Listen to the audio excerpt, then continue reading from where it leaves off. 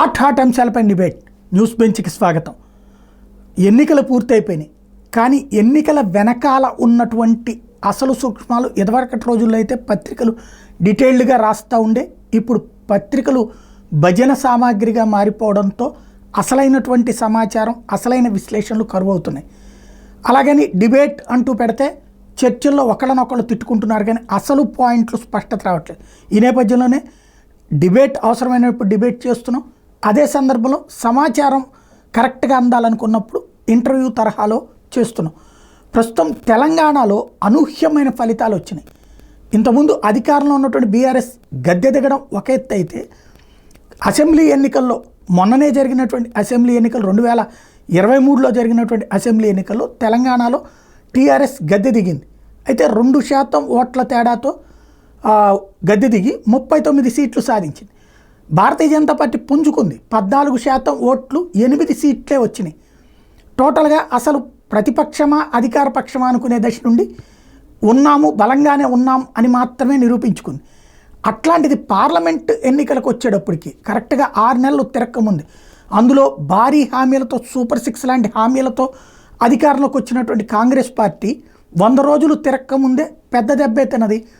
అందులో ప్రధానమైనటువంటి 8 స్థానాలకు పరిమితమైంది. అంతకుముందు 2 సార్లు కూడా తెలంగాణ సమితి అధికారంలో ఉన్నప్పుడు ఓసారి 10 దాటింది, ఇంకోసారి 9 స్థానాల దాకా గెలుచుకుంది. వాటితో పోల్చుకుంటే 1 సీటు తగ్గిన 8 సాధించిందని సంతోషపడాలా కాంగ్రెస్ పార్టీ. అదే సందర్భంలో బీజేపీ లాస్ట్ ట్రిప్ 4 నుంచి ఏకంగా 8 స్థానాలు సాధింది. అసలు తెలంగాణ రాజకీయాల్లో మార్పులు ఎలా జరుగుతున్నాయి, అక్కడ భారతీయ జనతా పార్టీ ఎలా పుంజుకుంది, మిగతా నియోజకవర్గాల పరిస్థితి ఎట్లా ఉంది, టోటల్గా 17 నియోజకవర్గాలకు సంబంధించి అక్కడ జరిగినటువంటి ఫలితాలకు సంబంధించి మనతో మాట్లాడేందుకున్నారు విశ్లేషకులు సురేష్ కొచ్చాటి. నమస్తే అండి సురేష్ గారు. నమస్కారం సాయి గారు. నమస్తే అండి, నా మాట వినబడుతుంది? వినబడుతుందండి సాయి గారు, చెప్పండి. మొత్తం 17 నియోజకవర్గాల్లో ఫస్ట్ ఓవైసీ నియోజకవర్గం నుంచి చూద్దాం. బీజేపీ పుంజుకుందా అక్కడ? ఎందుకంటే హైదరాబాద్ కాబట్టి పుంజుకుందా, తగ్గిందా అక్కడ? మీరు చెప్పాలంటే యాక్చువల్లీ బీజేపీ అక్కడ కూడా బీజేపీకి ఓట్లు వచ్చినాయి, రాలేని కాదు. బీజేపీ అక్కడ కూడా ఓట్లు వచ్చినాయి, కానీ గెలుస్తారు అని చెప్పి ఒక పుకారు లేపారు, అది జరగదు. అది కరెక్టే, ఎందుకంటే జరగడానికి ఛాన్స్ కూడా లేకుండా. స్పెసిఫిక్లీ మన హైదరాబాద్ నియోజకవర్గం చూస్తే, హైదరాబాద్ నియోజకవర్గంలో ఈసారి బీజేపీకి ఎన్ని ఓట్లు వచ్చినాయని చాలా క్లారిటీగా అక్కడ తెలిసిపోతుంది మనకి. దాంట్లో మన అసదుద్దీన్ ఓవైసీకి వచ్చింది 5,17,000 లాస్ట్ ఎలక్షన్లో వచ్చిందండి. ఈసారి ఎంత వచ్చిందని ఆయన చూడాల్సింది. మనం దాన్ని బట్టి ఆయన ఓటు పెరిగింది. సో దాంట్లో స్పెసిఫిక్గా పెరిగింది, దాంట్లో డౌటే లేదు. కానీ మనం చెప్పుకున్న దానికి ఏంటంటే, ఈ ఎలక్షన్లో బీజేపీకి వచ్చిందా? ఎస్, బీజేపీ కూడా కొంచెం వచ్చింది, కానీ బీజేపీ అంత పెరగలేదు. ఫస్ట్ అనుకున్నంత బీజేపీకి రాలేదు ఈసారి. సో మనం ఎలక్షన్ అనాలిసిస్ చేసేటప్పుడు ఇప్పుడు, ఎందుకంటే తెలంగాణలో కాంగ్రెస్ పార్టీ ఏమంటున్నారంటే, వాళ్ళ కమిటీని పెడుతున్నారంట అనలైజ్ చేయడానికి. ఏమనుకున్నారు, రేవంత్ రెడ్డి గారు అయితే మేము గెలిచేసాం, బాగానే చేసాం అంటున్నారు, కానీ వాళ్ళ పార్టీ హైకమాండ్ ఒక ఎంక్వైరీ పెట్టబోతున్నారంట. ఎందుకు ఓడిపోయాం, ఎక్కడ ఓడిపోయాం. సో మీరు అడిగిన ప్రశ్నకి, ఫర్ ఎగ్జాంపుల్ హైదరాబాద్ నియోజకవర్గం, అక్కడ కాంగ్రెస్కి అసలు అత్తాపత్తా లేకుండా పోయినసారి మనం మాట్లాడుకున్నాం 2019లో అసదుద్దీన్ ఓవైసీకి 5,17,000 ఓట్లు వచ్చింది. ఈసారి అది పెరిగి 6,61,000 వచ్చింది. ఇన్ఫాక్ట్ ఆయన ఓట్ పర్సంటేజ్ కూడా 3% పెరిగింది. 58.49 ఉన్నది, ఈసారి 61.2 వచ్చింది. సో సైగా మీరు అనాలైసిస్ చేస్తే ఎప్పుడైనా కానీ అది మిగతా క్యాండిడేట్కి ఎంత వచ్చింది. లాస్ట్ టైం మాకు భగవంతరావు గారు పోటీ చేశారు హైదరాబాద్ నుంచి, బీజేపీ తరఫు నుంచి. ఆయన ఎప్పుడు పోటీ చేస్తూ ఉంటారు, ఆయనకు వచ్చింది 2,35,000. ఎప్పుడు ఈ డిఫరెన్స్ ఉంటుంది, ఓవైసీకి బీజేపీకి ఎప్పుడు డిఫరెన్స్ ఉంటుంది. భగవంతరావు గారు నా అంచనా ప్రకారం 2-3 సార్లు పోటీ చేశారు ఇప్పుడు దాకా. కానీ ఈసారి మాధవీలతను తీసుకొచ్చారు, కొప్పల్ల మాధవీలత. ఆమె ఏం చేసిందని చూస్తే 2,35,000 నుంచి 3,23,000 తీసుకొచ్చింది. అంటే ఆల్మోస్ట్ 1,00,000 ఓట్లు, 90,000 ఓట్లు ఎక్కువ సాధించింది. సో అంత హైప్ జరిగిన తర్వాత కూడా గెలవలేదంటే, ఎస్ పర్సంటేజ్ వైజ్ చూస్తే ఇంప్రూవ్మెంట్ ఉంది, కానీ గెలవలేకపోయారు అక్కడి నుంచి అని చాలా క్లారిటీగా తెలిసిపోతుంది. ఇంకోటి, కన్సాలిడేటెడ్ ముస్లిం ఓటింగ్ జరిగింది. ఎందుకంటే అక్కడ ఒక హిందూ ధృవీకరణ అని చెప్పొచ్చు, హిందూ ఎడ్జ్ మాధవీలతగా తీసుకొచ్చినప్పుడు న్యాచురలీ దానికి వ్యతిరేకంగా ముస్లిం కమ్యూనిటీ నుంచి వాళ్ళు ఎన్ బ్లాక్ గా ఓట్ చేశారు. ఇది ఒకటే కాదు, మన యూపీలో చూసాం, మహారాష్ట్రలో చూసాం, చాలా మంది చోట్ల చూసాం. ముస్లిం పాపులేషన్ ఎక్కువ ఉన్న చోట్లంతా వాళ్ళు కన్సాలిడేటెడ్ గా ముస్లిం క్యాండిడేట్ ఒక్కరు కేసారు.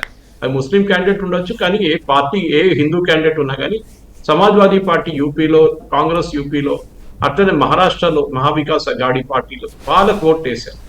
సో ఇక్కడ కూడా మీరు అడిగిన ప్రశ్నకి ఎస్, అసదుద్దీన్ ఓవైసీ ఓట్లు పెరిగినాయి, కానీ పెరిగిన తర్వాత కూడా ఆయన గెలిచారు. ఎస్, దాంట్లో డౌట్ లేదు. కానీ హైదరాబాద్ లాంటి నియోజకవర్గం ఎప్పుడు ఒక రైట్ ఆఫ్ నియోజకవర్గం ఉంటుంది.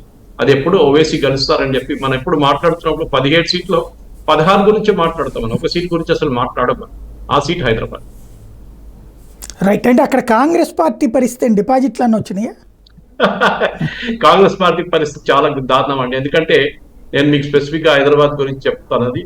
ఆ కాంగ్రెస్ కి వచ్చింది 62,000 అండి. సో న్యాచురల్లీ వాళ్ళ డిపాజిట్ రాలేదు.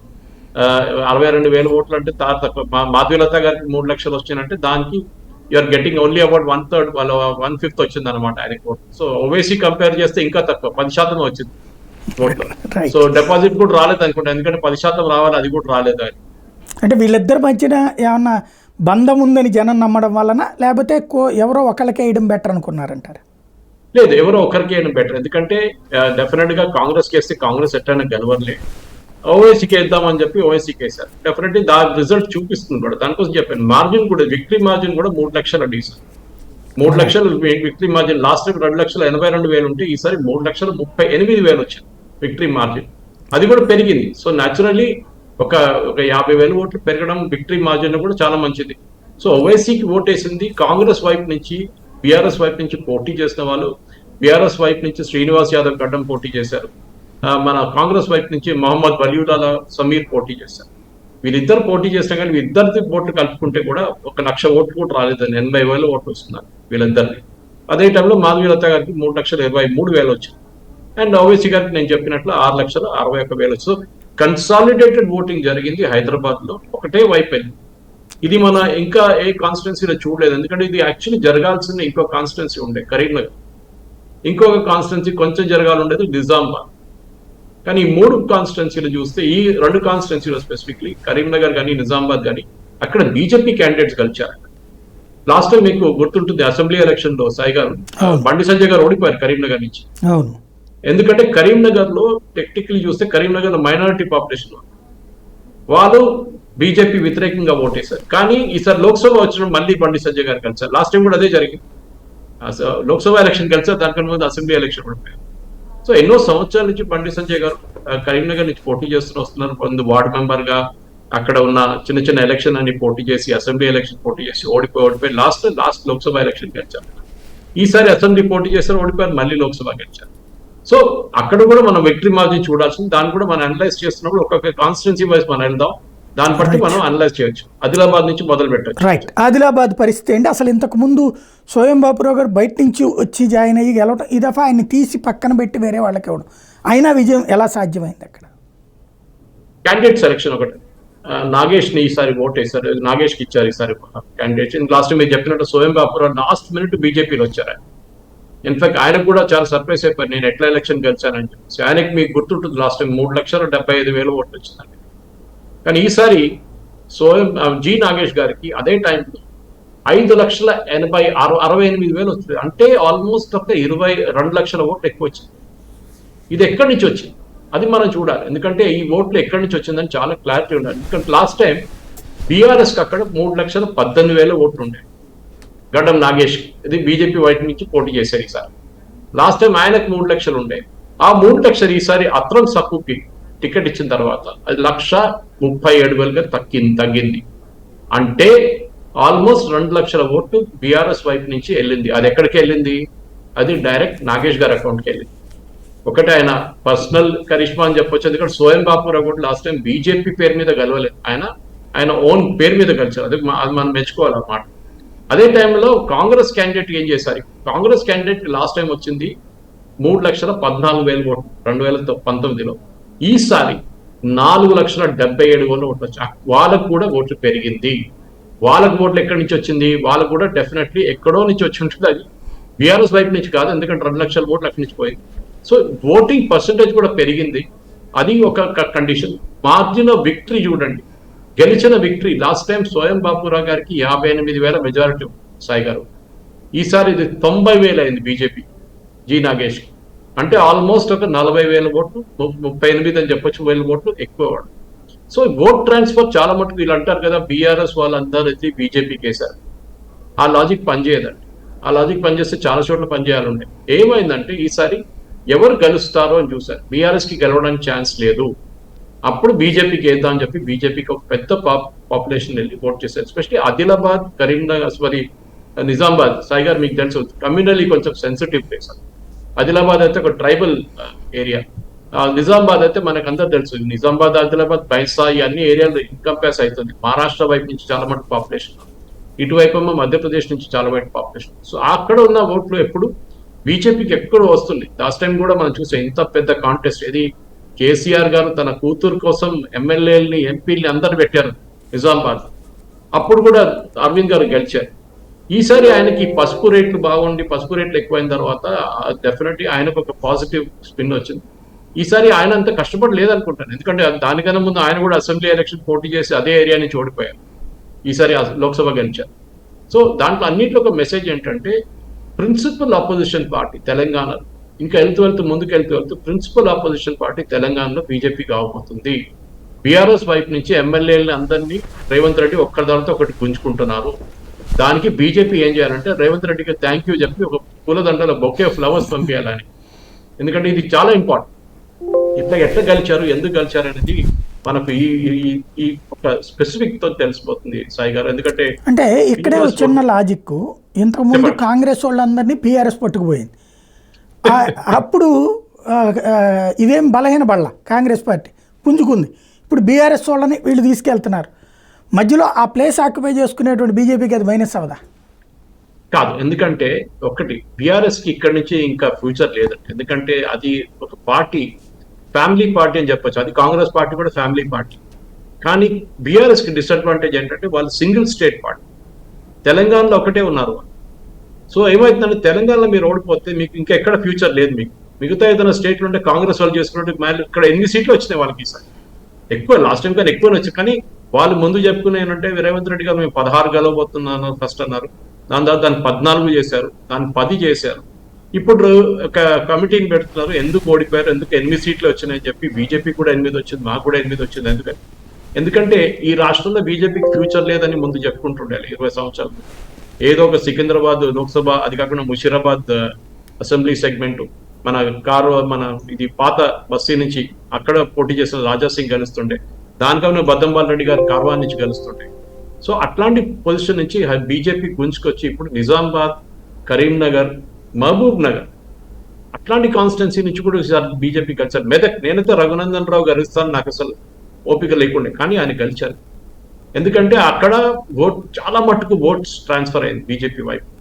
సో బీఆర్ఎస్ వైపు ఓట్స్ అన్ని ఇటువైపు వచ్చేసింది. కాంగ్రెస్ ఎందుకు గుంజుకుందని మీరు అడిగితే రేవంత్ రెడ్డి అని చెప్పొచ్చండి. ఈసారి కాదు, పోయినసారి అంటే అసెంబ్లీ ఎలక్షన్లో ఎక్కడ లేని కాంగ్రెస్కి, దిక్కులేని కాంగ్రెస్కి రేవంత్ రెడ్డి వచ్చి ఆయన కొంచెం అగ్రెసివ్గా క్యాంపెయిన్ చేసిన తర్వాత ఆయన ముఖ్యమంత్రి చేశారు. ఇక్కడున్న పెద్దవాళ్ళకి నచ్చలేదు ఇంకా అది.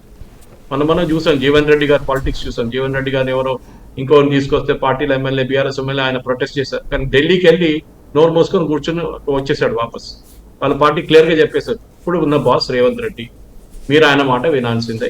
ఎందుకంటే ఇక్కడ పార్టీలో చాలా మంది సీనియర్స్ ఉన్నారు. సాయి గారు మీకు తెలిసి ఎన్నో సంవత్సరాల చిన్న ఉత్తమ్ కుమార్ రెడ్డి కానివ్వండి, జానారెడ్డి గారు కానివ్వండి, మిగతా బట్టి విక్రమార్క, వీళ్ళందరూ పెద్ద పెద్ద కిలాడీలు, తక్కువేం కాదు. కానీ మొన్న ఎక్కడి నుంచి వచ్చిన రేవంత్ రెడ్డిని ముఖ్యమంత్రి చేశారని చెప్పి వాళ్ళ లోపల కోపం ఉంది. వాళ్ళేమనుకున్నారంటే ఈసారి 8 సీట్లు కూడా రాకపోతే రేవంత్ రెడ్డి పొజిషన్ డేంజర్. చాలా మటుకు ఛానల్స్ చెప్పాను, 8 చాలా డేంజర్ జోన్. కానీ రేవంత్ రెడ్డి ఇప్పుడు కూడా చూడండి, ఢిల్లీకి వెళ్ళి ఆ రిలేషన్షిప్ మెయింటైన్ చేసుకుంటున్నాడు. సోనియా గాంధీని కలుస్తున్నాడు, ప్రియాంక గాంధీ కలుస్తున్నాడు, రాహుల్ గాంధీని కలుస్తున్నాడు. ఇదంతా చేస్తున్నారు ఆయన. ఎందుకంటే ఆయన పొజిషన్ ఆయన సెక్యూర్ గా పెట్టుకోవాలి. కాంగ్రెస్ కి మీకు గుర్తుంటుంది సాయి గారు, తెలుగుదేశం పార్టీ ఎందుకు ఫామ్ అయింది మన అందరికి తెలుసు. ఆ రోజు బేగంపేట ఎయిర్పోర్ట్ లో అంజయ్ గారిని అంత ఇన్సల్ట్ చేసిన రాజీవ్ గాంధీ తర్వాత ఎన్టీ రామారావు గారు తెలుగు ఆత్మగౌరవం తీసుకొచ్చారు. ఆ పొజిషన్ మళ్ళీ రిపీట్ అయితే చూడు, నిన్న కూడా రేవంత్ రెడ్డి గారు ఏమంటున్నారు, నేను కొత్త మంత్రులు ఎవరిని తీసుకోను కానీ పిసిసి చీఫ్ ని పెడతాను. ఆయన పొజిషన్ కూడా చాలా వీక్, ఎందుకంటే ఆయన డిసైడ్ చేయలేకపోతారు. అది ఎంత ఢిల్లీలో డిసైడ్ అయ్యారు. కేసీ వేణుగోపాల్ గారు అనౌన్స్ చేస్తారు, రాహుల్ గాంధీ డిసైడ్ చేస్తారు, కేసీ వేణుగోపాల్ గారు అనౌన్స్ చేస్తారు. ఇక్కడ ఉన్న లీడర్స్ కి అసలు దాంట్లో ఏ సే లేదా. ఈవెన్ ఎమ్మెల్సీ ఎలక్షన్ చూడండి, ఇంకా ముందుకు వెళ్తూ ఇక్కడ అసలు వాళ్ళకి అసలు ఒక లోకల్ డిసిషన్ తీసుకోలేరు. రేవంత్ రెడ్డి ఎంత పవర్ఫుల్ ఆయన. సో మనం ఈ కాన్స్టిట్యున్సీ 2 కాన్స్టిట్యున్సీలు చూస్తాం. అప్పుడు ఆదిలాబాద్ కానివ్వండి, ఆదిలాబాద్ లో ఎట్లా జరిగిందో మనం చాలా క్లారిటీ ఉంది. ఆదిలాబాద్ తర్వాత మనం చూడండి బొంగీలు ఆఫ్ కోర్స్ బీజేపీ సరి బాగా చేయలేదు, పర్ఫార్మ్ చేయలేదు. బూర నర్సయ్య గౌడ్ గెలుస్తారని చాలా మంది అనుకున్నారు. కానీ ఎందుకని ఆయన బీఆర్ఎస్ లో కూడా అనుభవం ఉంది కదా, బీఆర్ఎస్ నుంచి తెచ్చుకోలేకపోయారు ఓట్లు. అది కూడా కాదు, బీఆర్ఎస్ అక్కడ కూడా బాగా ఓట్లు వచ్చింది. తక్కువ, ఐ మీన్ లాస్ట్ టైం కానీ తక్కువ వచ్చింది, కానీ 2,56,000 ఓట్లు రావడం అంటే తక్కువేం కాదు. బొంగీర్లో అది తెచ్చుకున్నారు ఆయన బీఆర్ఎస్ క్యాండిడేట్. అది మనం మెచ్చుకోవాలి, ఎందుకంటే అట్లాంటి పొజిషన్లో ఉన్న పార్టీ దగ్గర నుంచి కూడా ఓట్లు తీసుకోవడం అంటే అంత ఈజీ కాదు. ఎందుకంటే పోయినసారి బీఆర్ఎస్కి వచ్చిందేమో 5,27,000, అది బూరా నర్సయ్య గారు అక్కడ క్యాండిడేట్ గా ఉన్నారు. ఈసారి వాళ్ళు క్యాండిడేట్ క్యామ మల్లేష్ ఆయన 2,50,000, అంటే తగ్గింది అనుకోండి, 3 లక్షల ఓట్లు తగ్గింది. కానీ అది ఆ ఓట్లు బూరా నర్సయ్య గారికి రాలేదు. అది వస్తే ఆయన బహుశా గెలుస్తుండే, కానీ మార్జిన్ చాలా. ఎంత సాధించారు ఆయన బూర నర్సయ్య గౌడ్? ఈసారి 4 లక్షల ఓట్లు వచ్చిందండి ఆయనకి.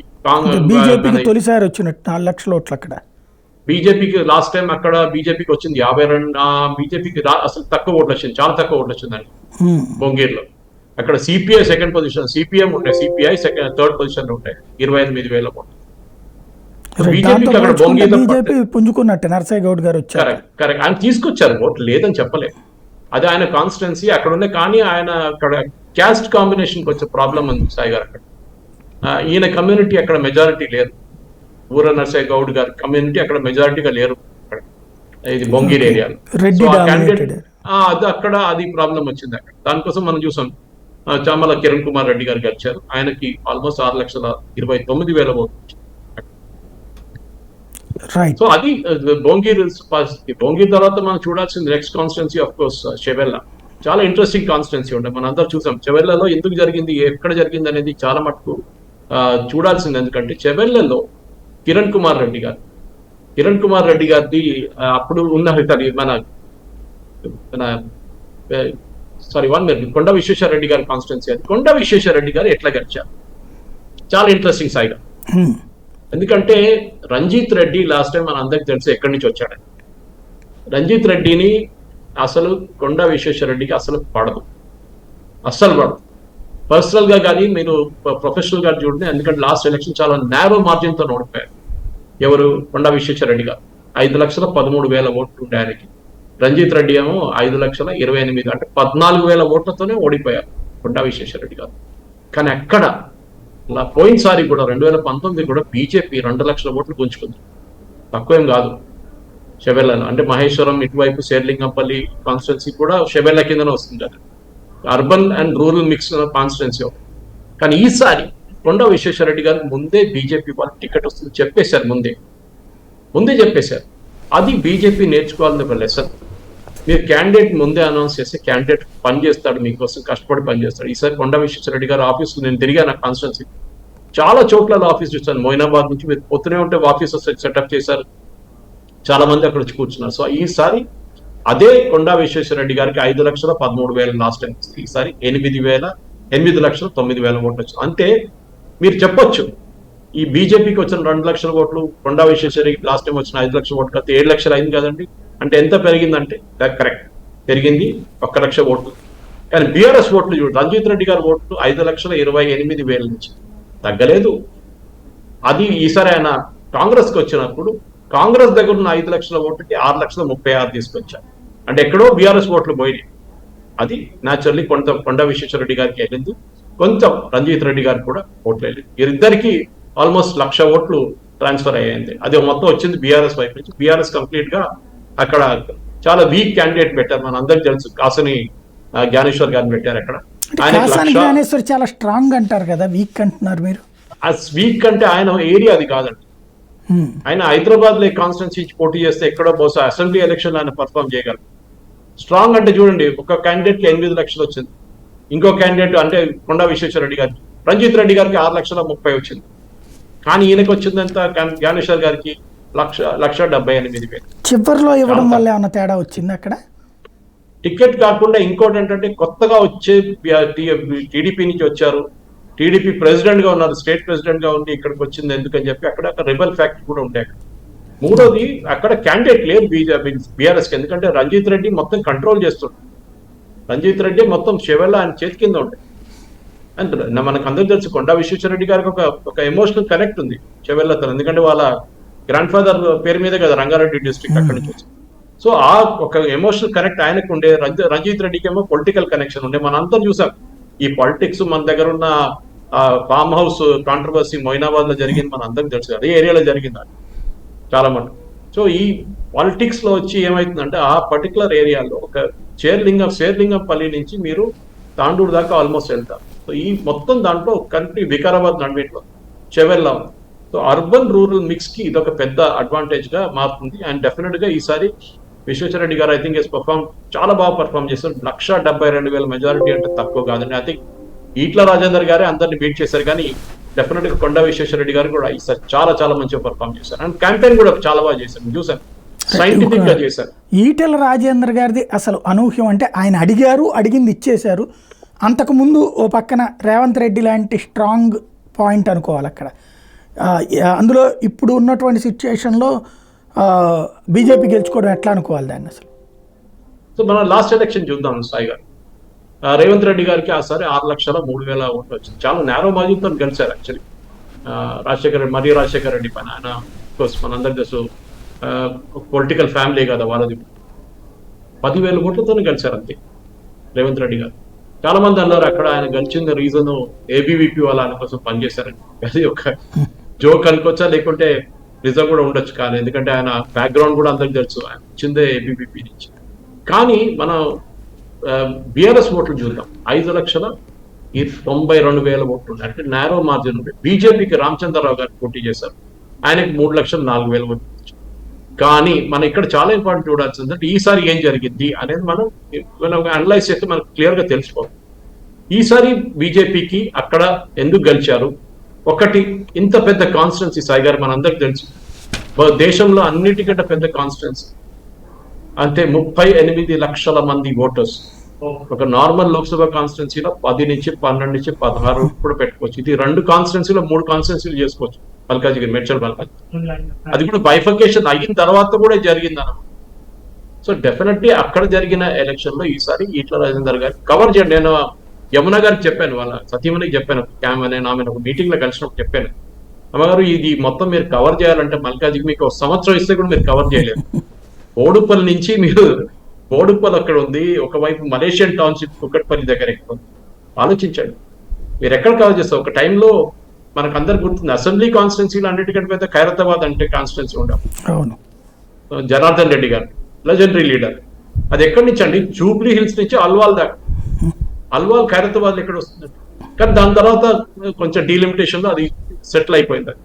కానీ ఈ కాన్స్టిట్యున్సీ నుంచి గెలవడం అనేది సెకండ్ డిసడ్వాంటేజ్. సునీత గారు తీసుకొచ్చారు, సునీత మహేందర్ రెడ్డి. ఎక్కడ తీసుకొచ్చారు? ఆమెని తాండూరు వైపు నుంచి తీసుకొచ్చారు, లోకల్ క్యాండిడేట్ కాదు. అప్పుడు వీళ్ళేమన్నారు, ఈట్ల రాజేందర్ కూడా లోకల్ క్యాండిడేట్ కాదన్నారు. కానీ ఈట్ల రాజేందర్ లోకల్ క్యాండిడేట్, ఎందుకంటే ఆయన ఆయన ఒరిజినల్ ఇల్లు అల్వాల్లో ఉంది. సో మనం లేదని చెప్పలేము, మనం ఆయన ఈజ్ దేర్, ఆయన ఉన్న మనిషి. ఆయన అక్కడి నుంచి ఆయన మూవ్ అయ్యి ఇప్పుడు షామీర్పేటలో ఉంటుంది. అదంతా మనం చూస్తున్నాం చాలా మటుకు. సో డెఫినెట్ గా ఈట్ల రాజేందర్ గారు పోటీ చేశారు, ఈట్ల రాజేందర్ గారు గెలిచారు. కానీ మనం చూడాల్సింది బీఆర్ఎస్కి ఎంత ఓట్లు వచ్చినాయి. బీఆర్ఎస్ కూడా ఈసారి అంత బాగా పర్ఫామ్ చేయలేదు, కానీ 3 లక్షల ఓట్లు వచ్చినాయి సాయి గారు. రాగిణి లక్ష్మారెడ్డికి 3 లక్షల ఓట్లు అంటే తక్కువ కాదు. అఫ్ కోర్స్ తగ్గింది అనుకోండి, లాస్ట్ టైం కంపేర్ చేస్తే తగ్గింది. కానీ లాస్ట్ టైం 5,90,000 ఓట్లు వచ్చింది అనుకుంటాను లాస్ట్ టైం. బీజేపీకి 3 లక్షలు అని చెప్పాను. ఆ బీజేపీ 3 లక్షలు ఎక్కడైంది? బీజేపీ 3 లక్షలు పోయి ఈసారి 9 లక్షలు అయింది. అంటే బీజేపీకి వచ్చింది 6 లక్షల ఎక్స్ట్రా ఓట్. ఒకటి, ఈట్ల రాజేందర్ పర్సనల్ కెమిస్ట్రీ, కరిష్మా. ఆయన ఒక లీడర్ అని చెప్పి ఆయన యుద్ధం చేసుకున్న, ఆయన ఒక పర్సనల్ లీడర్గా ఉన్నప్పుడు ఆయన కోసం ఆయనకు ఓట్ వేశారు. మా ఈ కాంగ్రెస్ వైపు నుంచి రేవంత్ రెడ్డి గారు చాలా హెవీగా క్యాంపెయిన్ చేసిన కాన్స్టిట్యున్సీ మల్కాజ్గిరి. అలా 2 కాన్స్టిట్యున్సీలు చాలా కష్టపడి పనిచేశారు, ఒకటి చెవెళ్ళ, ఒకటి మల్కాజ్గిరి. కానీ ఆయనకి, ఎందుకంటే ఆయన ఎక్స్ ఎంపీ అక్కడి నుంచి, సో నా కాన్స్టిట్యున్సీ అని చెప్పి ఆయన వచ్చారు, కానీ ఈసారి గెలవలేకపోయారు. సో డెఫినెట్లీ కాంగ్రెస్ కూడా ఒక లెసన్ ఉంది అక్కడ. మీరు మీ కాన్స్టిట్యున్సీలో ఒక సూపర్ స్టార్ పెడితే ఆయన గెలిచారు. ఎందుకంటే లాస్ట్ టైం వచ్చిన ఓట్ల కన్నా కొంచెం తక్కువనే వచ్చింది ఈసారి, అంత ఎక్కువ ఓట్లతో ఓడిపోలేదు కాంగ్రెస్ పార్టీ.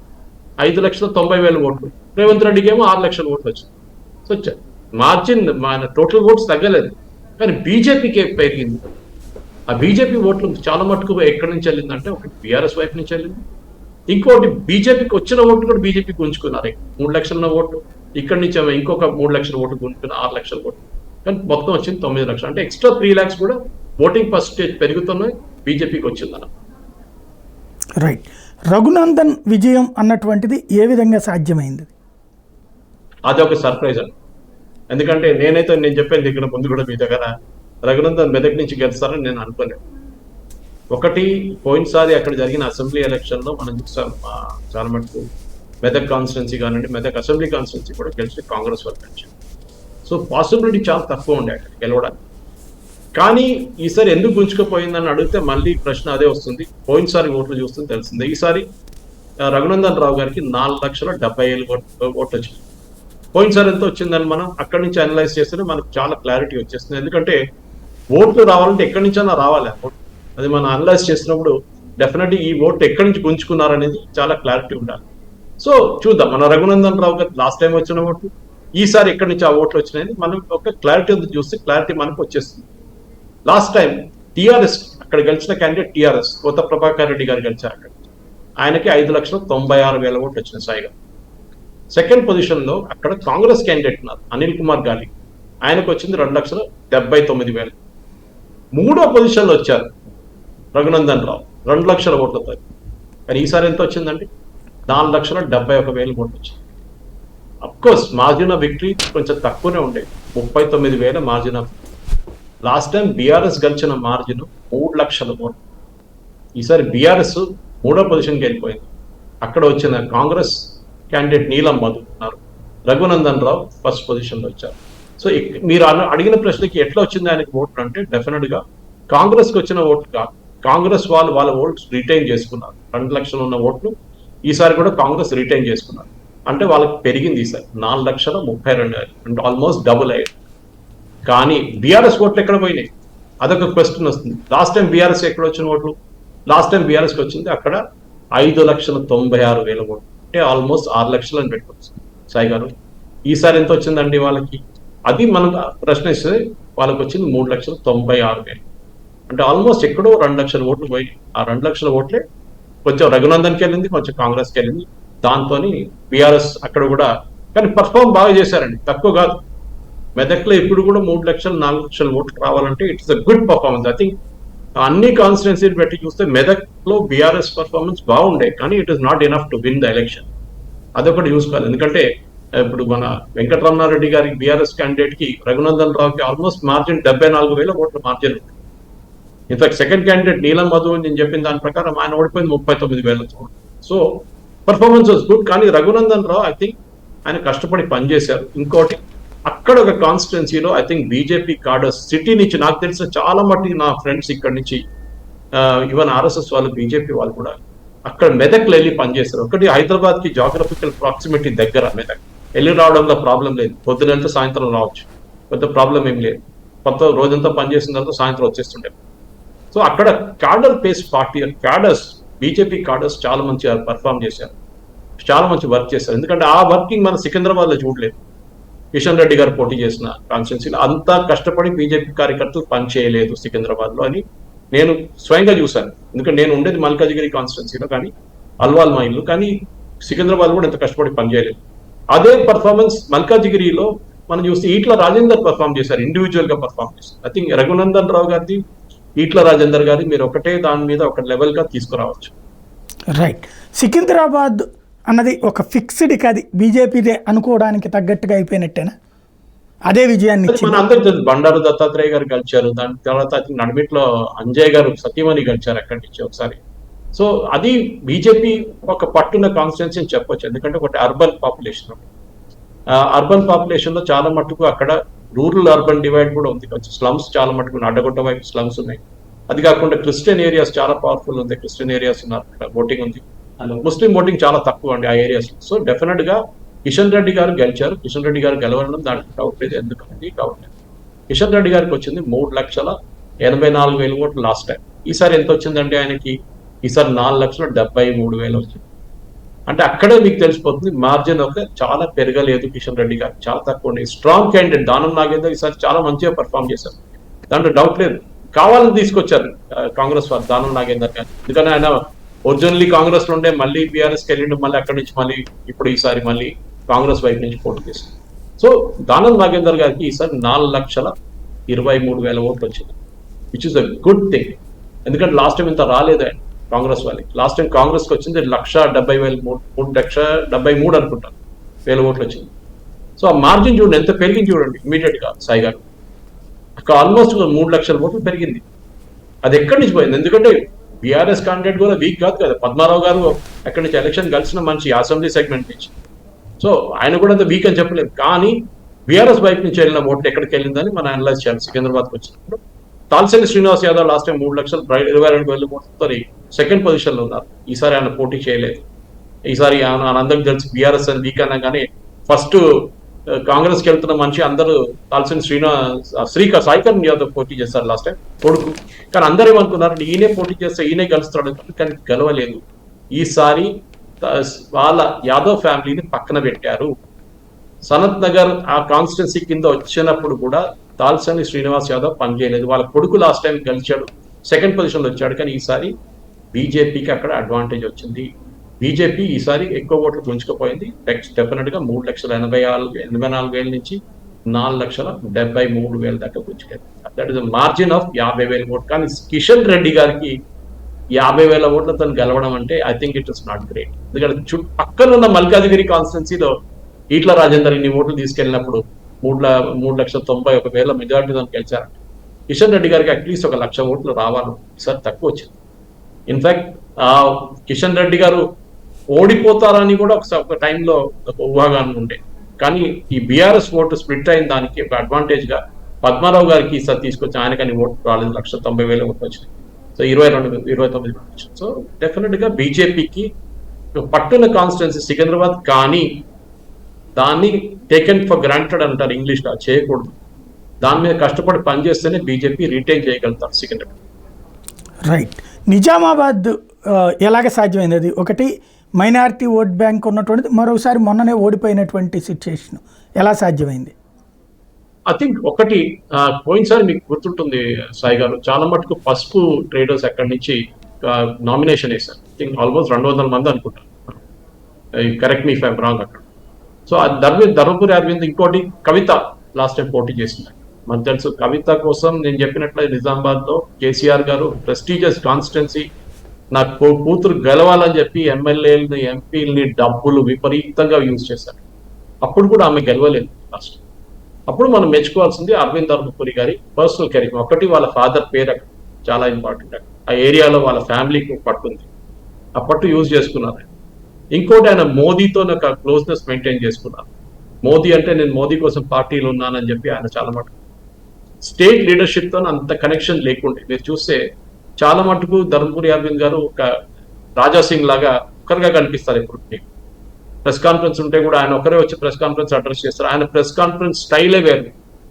ఆయన యూజువల్ ప్రెస్ కాన్ఫరెన్స్ లాగా కాదు, డాటా తీసుకొస్తాడు, ఆర్గ్యూ చేస్తాడు, మంచిగా పాయింట్ టు పాయింట్. కేసీఆర్ మాట్లాడు అదే లాంగ్వేజ్ ఆయన కూడా మాట్లాడు. ఈసారి పసుపు రేట్లు అక్కడ బాగుంటాయి.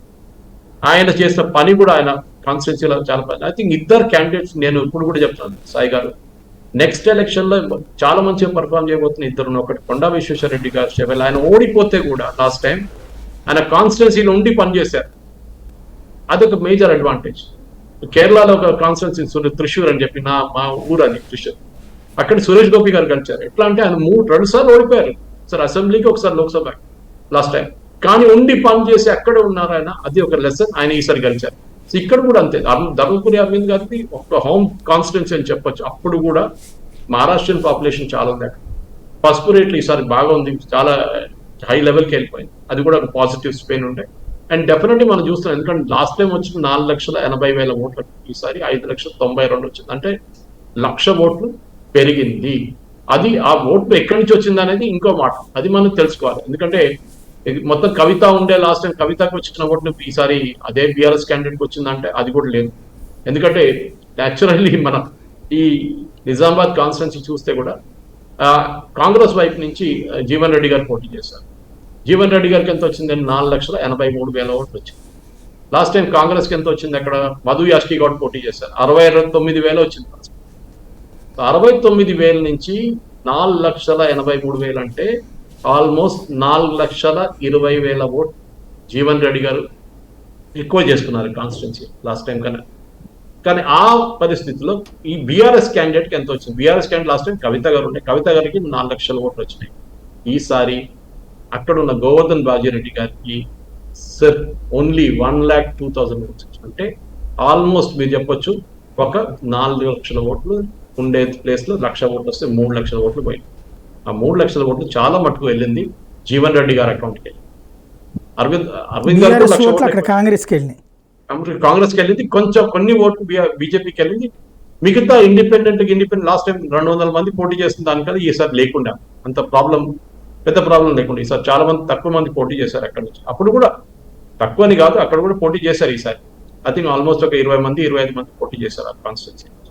కానీ ఇట్స్ ఎ గుడ్ విక్టరీ. అది అరవింద్ ధర్మపురి గారు చాలా కేర్ఫుల్ గా మెయింటైన్ చేసుకోవాల్సిన కాన్స్టిట్యున్సీ. కానీ వచ్చే ఎలక్షన్ లో బీఆర్ఎస్ కి ఇది కూడా వస్తుందా అని అది చాలా డౌట్. ఈ ఓట్ మళ్ళీ 1,00,000 ఓట్లు ఎక్కడికి వెళ్తుందో అది కూడా చూడాల్సి.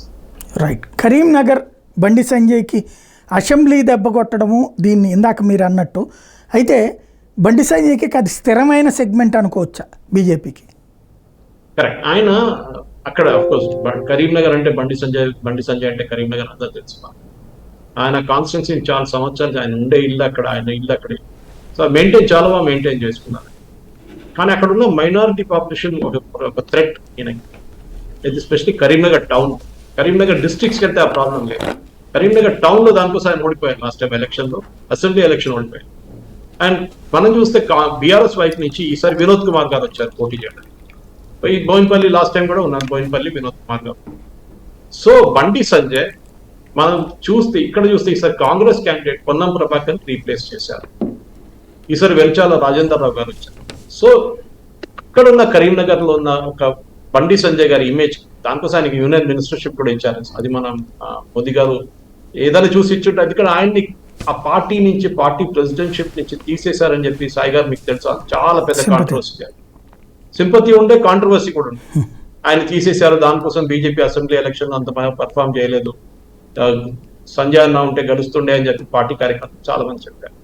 కానీ మనందరం గుర్తుపెట్టుకోవాలి, ఆయన టర్మ్ అయిపోయింది. యాక్చువల్ ఆయన టర్మ్ ఖతమైనాక కొత్త ప్రెసిడెంట్ తీసుకొచ్చారు, జేపీ నడ్డా గారు ఉన్నట్లు. జేపీ నడ్డా గారు నేషనల్ ప్రెసిడెంట్షిప్ ఎప్పుడూ అయిపోయింది ఆయన, కానీ ఒక సంవత్సరం ఎక్స్టెన్షన్ ఇచ్చారు, ఎందుకంటే లోక్సభ ఎలక్షన్కి వస్తుందని చెప్పేసి 2024. సో బండి సంజయ్ గారికి లాస్ట్ టైం వచ్చిన ఓటు ఈసారి వచ్చిన ఓటు కంపేర్ చేద్దాం సాయి గారు. లాస్ట్ టైం ఆయన దగ్గర 5 లక్షల ఓట్లు వచ్చింది అనుకుంటారు, 4,98,000 అనుకుంటారు. ఈసారి ఆయనకి 5,85,000 అంటే 1,00,000 ఓట్లు పెరిగింది సార్. అదే టైంలో కాంగ్రెస్ క్యాండిడేట్ చూద్దాం. కాంగ్రెస్ క్యాండిడేట్ ఈసారి 2వ పొజిషన్కి వచ్చారు, రాజేందర్ రావు గారు. ఆయనకి ఎంత వచ్చిందండి? ఆయనకి 3,59,000 వచ్చింది.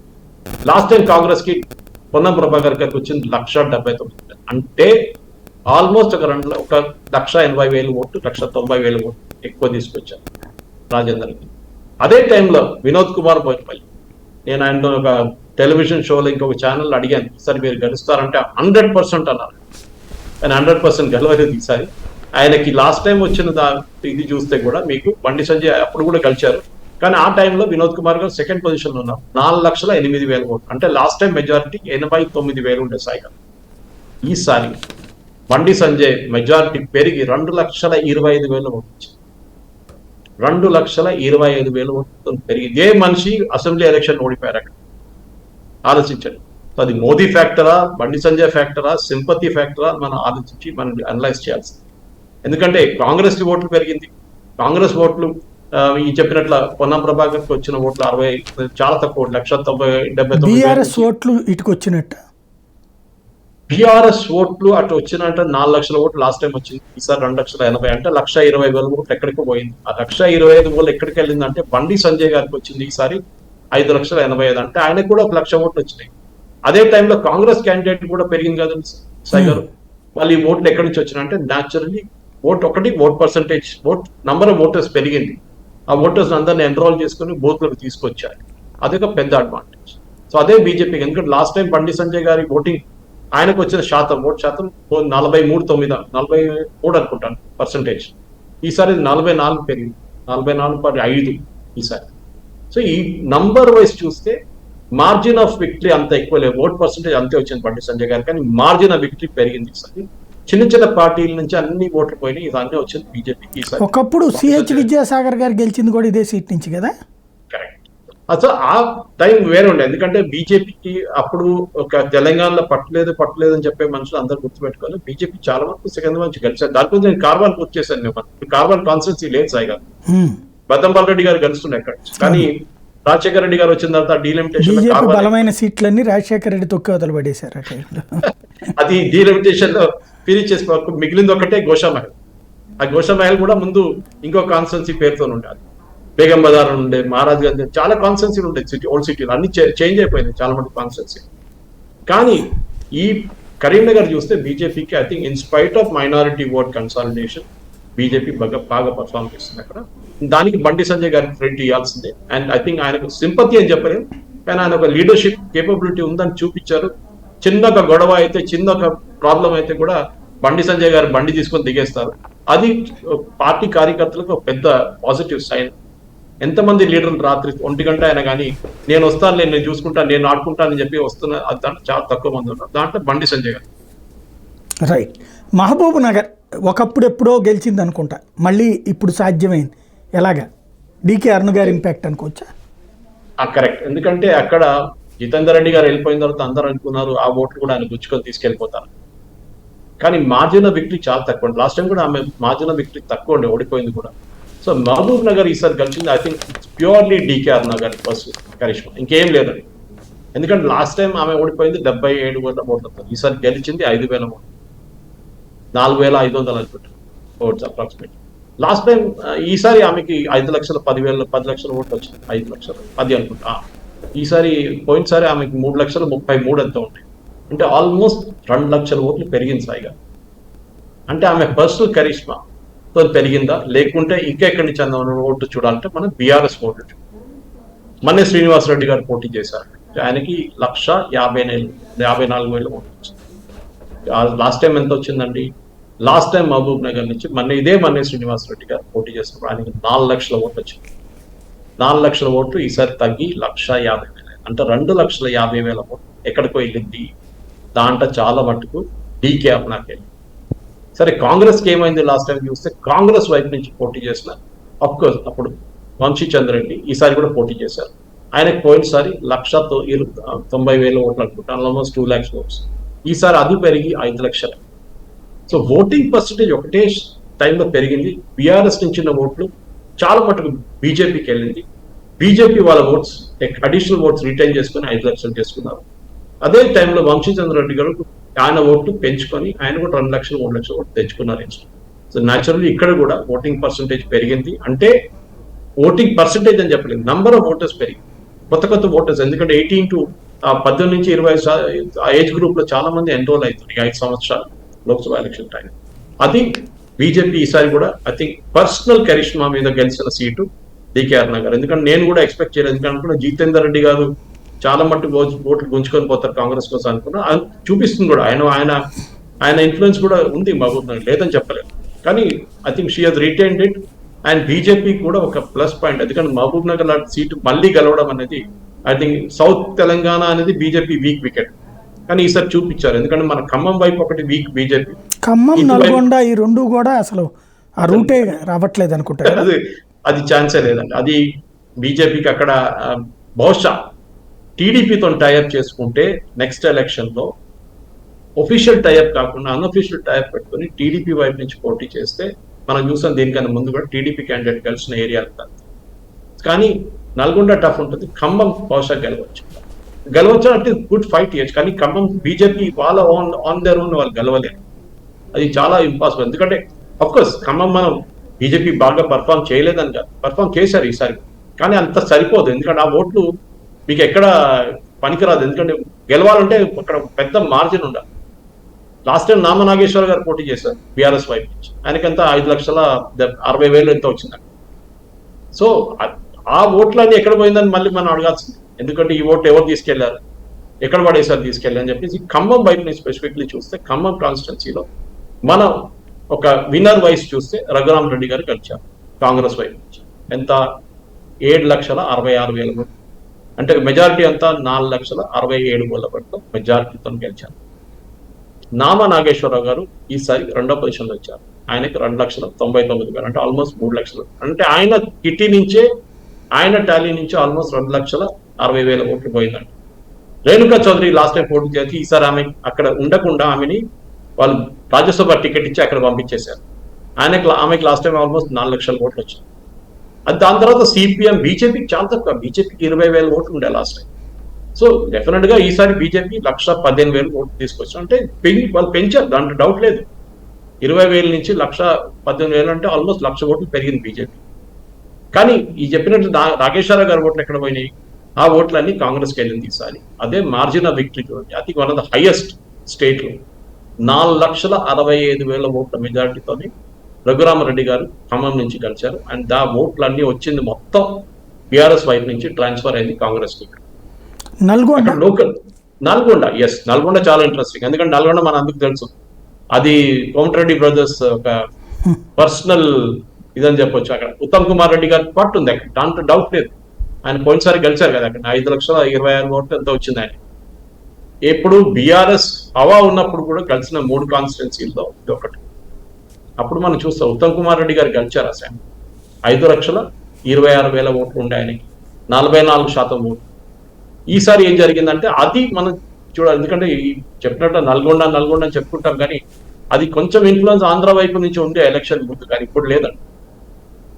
రఘువీర్ గెలిచారు, కుండూరు రఘువీర్, ఇండియన్ నేషనల్ కాంగ్రెస్ 7,84,000 ఓట్లతో గెలిచారు. పోయినసారి ఎంత వచ్చిందండి? 5,26,000, అంటే ఆల్మోస్ట్ 2,50,000 ఓట్లు పెరిగింది. అదే టైంలో Bharatiya Janata party candidate second వచ్చారు అక్కడ నల్గొండలో. బీఆర్ఎస్ 3వ పొజిషన్ చూడండి, సాయి గారు, చాలా ఇంట్రెస్టింగ్. అక్కడ సైదిరెడ్డి గెలిచారు, ఎక్కడి నుంచి సెకండ్ పొజిషన్ వచ్చారు, 2,24,000 ఓట్లు. లాస్ట్ టైం బీజేపీకి వచ్చింది అక్కడ నల్గొండలో 52,000 ఓట్లు.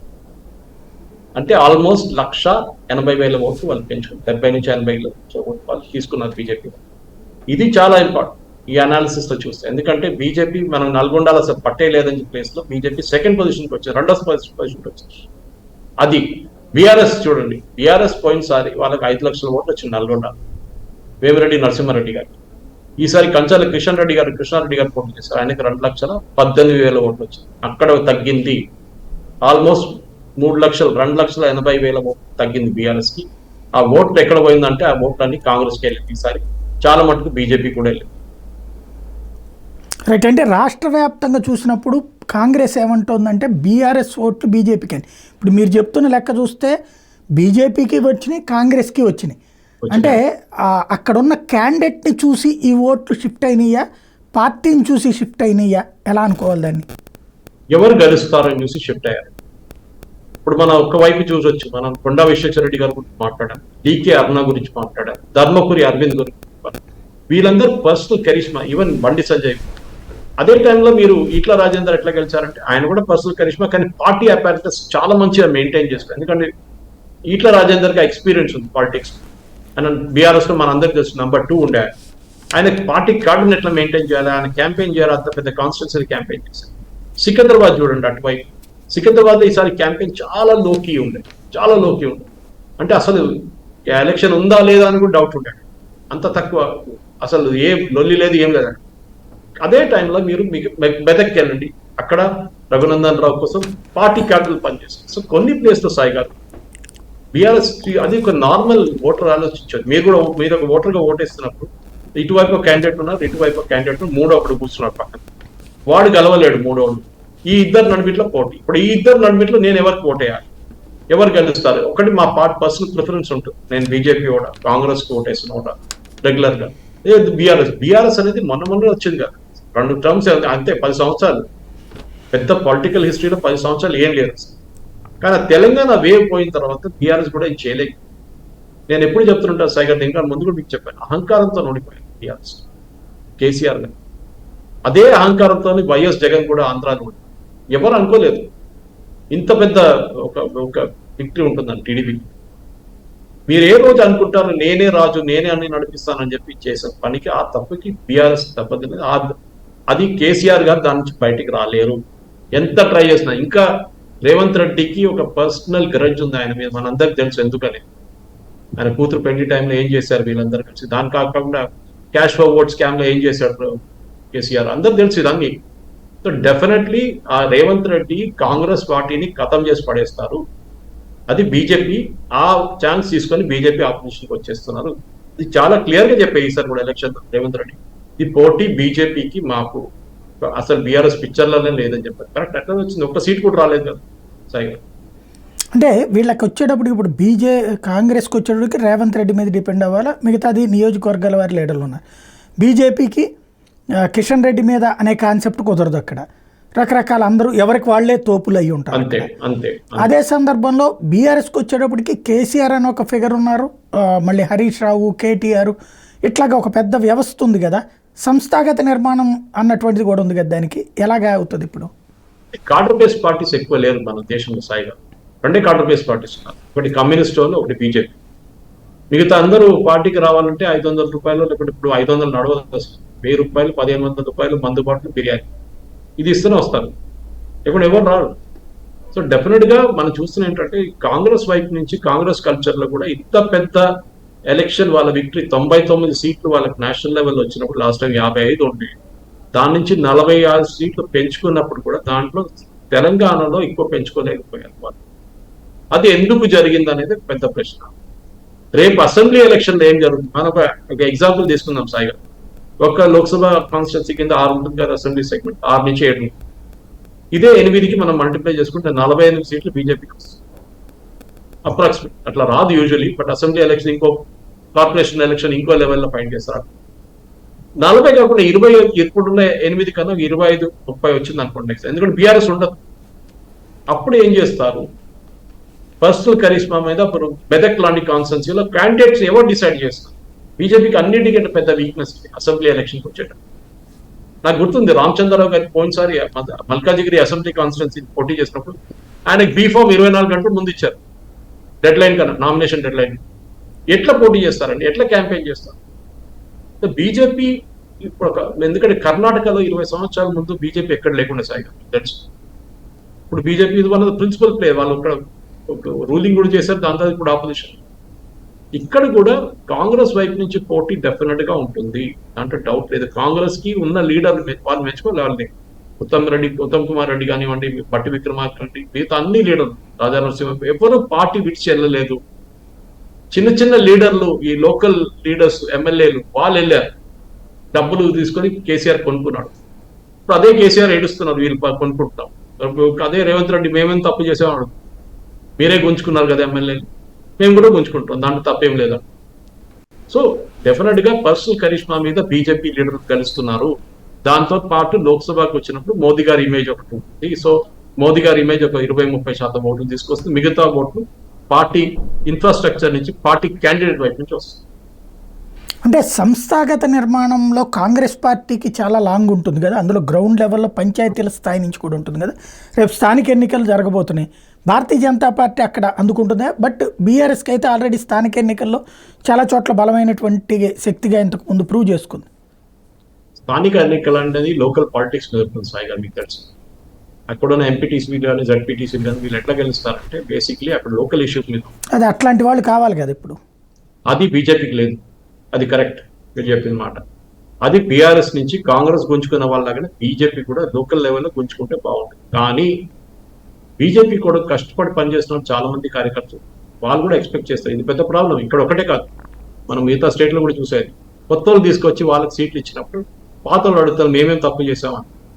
మేము ఎన్ని సంవత్సరాలు పార్టీ కోసం పనిచేసాం కదా, మాకు సీట్ లేదు, జడ్పీటీసీ లేయట్లేదు, మా ఎంపీటీసీ సర్పంచ్ లేయట్లేదు మాకు. సో అక్కడ పోటీ చేసినప్పుడు next test Hyderabad municipal corporation, GHMC. Last time BJP చాలా మంచిగా పర్ఫామ్ చేసింది, అంతే 48 అంత వచ్చింది సాయి గారు లాస్ట్ టైం. ఈసారి ఏం చేయబోతున్నారు, ఎందుకంటే ఈసారి మళ్ళీ కాంగ్రెస్ కి చాలా కోపం ఉంది, ఎందుకంటే వాళ్ళకి సిటీలో ఎక్కువ గెలవలేదు వాళ్ళు ఎప్పుడు. ఈసారి బీజేపీ సికింద్రాబాద్ గెలుచుకున్నారు, చెవెల్లా గెలుచుకున్నారు, మల్కాజిగిరి గెలుచుకున్నారు. ఇట్లా అన్ని 3 సీట్లు, సిటీ చుట్టుపక్కల 3 సీట్లు వాళ్ళు గెలుచుకున్నారు వాళ్ళు. సో వాళ్ళు ఏం చేయాలి, మెదక్ ఒకటి, అఫ్కోర్స్ మెదక్లో హైదరాబాద్ లో ఇన్ఫ్లుయెన్స్ లేదనుకోండి, కానీ ఈ చెవెల్లాలో ఉంది కదా, షెర్లింగంపల్లి వస్తుంది. సో జిహెచ్ఎంసీ ఏరియా ఇప్పుడు ఎక్స్పాండ్ చేయబోతున్నారు అంటున్నారు. సో మిగతా డిస్ట్రిక్ట్ కూడా వచ్చేస్తే జిహెచ్ఎంసీ ఎలక్షన్ బీజేపీకి అన్నిటికంటే పెద్ద ఛాలెంజ్ ఉంటుంది. లోకల్ ఎలక్షన్ లో ఈ సర్పంచ్లు కానివ్వండి, ఎంపీటీసీలు, జడ్పీటీసీలు, అది లోకల్ ఇష్యూస్ మీద ఉంటుంది. చాలా మటుకు లోకల్ క్యాండిడేట్ పాపులారిటీ మీద ఉంటుంది. అక్కడ పార్టీకి ఎక్కువ స్టేక్ లేదా, ఇండివిజువల్ మీద ఉంటుంది. రైట్. నియోజకవర్గాల పునర్విభజన ఈ టర్మ్ జరగబోతోంది. నెక్స్ట్ ఎలక్షన్స్ కొత్త నియోజకవర్గాలతో జరుగుతుంది. ఇప్పుడు రాష్ట్ర ప్రభుత్వం ఇన్వాల్వ్మెంట్ ఎక్కువ ఉంటుందా తెలంగాణలో, లేదా కేంద్ర ప్రభుత్వం ఇద్దరు కలిసి జాగ్రత్తగా స్కెచ్ చేస్తారా?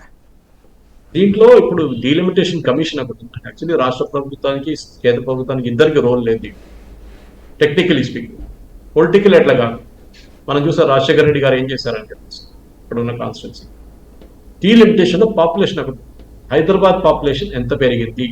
ముందు 30-40 లక్షలు ఉన్న హైదరాబాద్ ఇప్పుడు కోటికన్నా ఎక్కువైంది. ఇక్కడున్న కాన్స్టిట్యున్సీస్ పెంచాలి. నేను చెప్పాను, మల్కాజిగిరి ఒక ఎగ్జాంపుల్ ఇచ్చాను సాయిగా.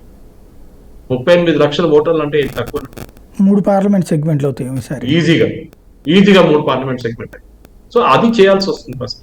సో అక్కడే మీకు నంబర్ ఆఫ్, ఇప్పుడున్న 17 బహుశా ఒక 25 దాకా వెళ్ళొచ్చు పాపులేషన్ మీద. కానీ మనం నార్త్ ఇండియా చూస్తే మన పాపులేషన్ తగ్గుతుంది. ఓకే, మన ఫర్టిలిటీ రేట్ తగ్గింది డౌన్ సౌత్. కేరళలో అయితే మైనస్లో ఉంది. అక్కడ ఒకటే నియోజకవర్గం ఒకటే డిస్ట్రిక్ట్ లో పాపులేషన్ పెరిగింది, అది మలపురం డిస్ట్రిక్ట్, నార్త్ కేరళ. కానీ మిగతా అన్ని చోట్లలో పాపులేషన్ పడింది. వయనాడు, మలపురం అంతా పెరిగింది. కోഴിക്കോട് ఆ ఏరియా, అది మనకు తెలుసు ఒక పర్టికులర్ రిలీజన్తో అసోసియేటెడ్. కానీ అదే టైంలో తమిళనాడులో తగ్గింది పాపులేషన్, కర్ణాటకలో కొంచెం తగ్గింది, తెలంగాణలో కూడా డౌన్ ఉంది పాపులేషన్. కానీ మన కాన్స్టిట్యున్సీ పెరగవచ్చు, కానీ ఎక్కువ రాదు. బహుశా నా అంచనా ప్రకారం 25 కాకుండా అట్లీస్ట్ ఒక 21 సీట్లైనా తెలంగాణలో లోక్సభ రావచ్చు. ఈ అసెంబ్లీ సెగ్మెంట్స్ ఒక 130 దాకా వెళ్ళొచ్చు అనుకో, 30 నుంచి 40 దాకా వెళ్ళొచ్చు. రైట్. అంటే అప్పుడు ఏమన్నా ఈ బీఆర్ఎస్ని దెబ్బ కొట్టి, అంటే అప్పట్లో రాజశేఖర రెడ్డి బీజేపీని దెబ్బ కొట్టి కాంగ్రెస్ పార్టీ వర్సెస్ తెలుగుదేశం అనే పరిస్థితి తీసుకొచ్చారు కదా, అలాంటి సిచ్యుయేషన్ వస్తుంది అనుకుంటున్నారా? అంత ఈజీ కాదండి ఇప్పుడు. ఎందుకంటే ఏమైనా అయితే వీళ్ళు కోర్టుకి వెళ్తారు, ఛాలెంజ్ చేస్తారు, డీలిమిటేషన్ ఎంత చేశారని చెప్పేసి. అది సో ఆ ఇష్యూ రాబోతుంది డెఫినెట్. సో అంత ఈజీ కాదండి. Right. Thank you very much అండి. ఇది పరిస్థితి. ఓవరాల్గా అయితే కనుక తెలంగాణలో ఫలితాలు అన్నటువంటిది అనూహ్యం. అదే సందర్భంలో గతంలో 4 తెచ్చుకున్నటువంటి బీజేపీ ఏకంగా 8 సాధించింది. గతంలో 3 తెచ్చుకున్న కాంగ్రెస్ పార్టీ ఏకంగా 8 సాధించింది. గతంలో 9 తెచ్చుకున్నటువంటి తెలంగాణ రాష్ట్ర సమితి ఈ దఫా బీఆర్ఎస్ పేరుతో 0కి పరిమితమైంది. దాని ఓట్లు షిఫ్ట్ అవ్వడం అన్నటువంటి జరిగిపోయింది. ఇప్పుడు అవి వెనక్కి తెచ్చుకోవడం అన్నటువంటిది ఆషామాషి వ్యవహారం కాదు. అది ఎలా సాధ్యం అన్నటువంటిది ఇప్పుడు అందరి ముందు ఉన్నటువంటి మీమాంస.